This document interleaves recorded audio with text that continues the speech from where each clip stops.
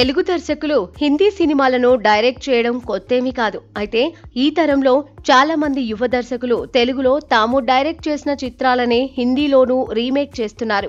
కానీ సందీప్ రెడ్డి వంగ, సంకల్ప్ రెడ్డి, క్రిష్ వంటి వారు డైరెక్ట్ హిందీ చిత్రాలను తీసిన దాఖలాలు ఉన్నాయి. ఇప్పటికే టాలీవుడ్ లో సక్సెస్ఫుల్ దర్శకుడిగా పేరు తెచ్చుకున్న గోపీచంద్ మలినేని మొదటిసారి బాలీవుడ్ బాట పట్టాడు.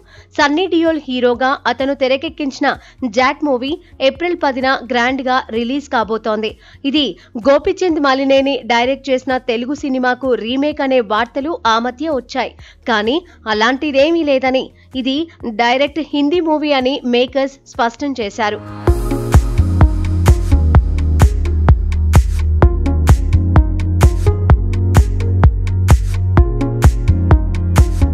ఇదిలా ఉంటే ఇప్పటికే బాలకృష్ణతో వీరసింహారెడ్డి వంటి సూపర్ హిట్ చిత్రాన్ని తెరకెక్కించిన గోపీచంద్ మలినేని బాలకృష్ణను జాట్ తెలుగు వర్షన్లో నటించాల్సిందిగా కోరారట. బాలకృష్ణ అంగీకరిస్తే హిందీలో సన్నీ డియోల్తోనూ, తెలుగులో బాలకృష్ణతోనూ ఆ పాత్ర చేయించాలనుకుంటున్నాడట.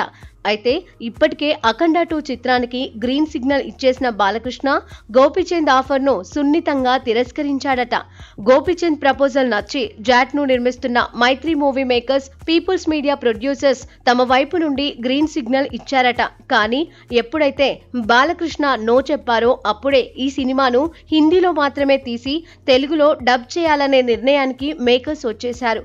ఆ రకంగా ఏప్రిల్ 10న జాట్ సినిమాను హిందీతో పాటు తెలుగు, ఇతర ప్రధాన భాషల్లో డబ్ చేసి విడుదల చేయబోతున్నారు. అయితే జాట్ మూవీ ట్రైలర్ ను చూసిన నెటిజన్స్ ఇదేదో బాలకృష్ణ సినిమాలోని కోర్ పాయింట్ ని తీసుకొని తెరకెక్కించినట్లుందని కామెంట్స్ చేస్తున్నారు.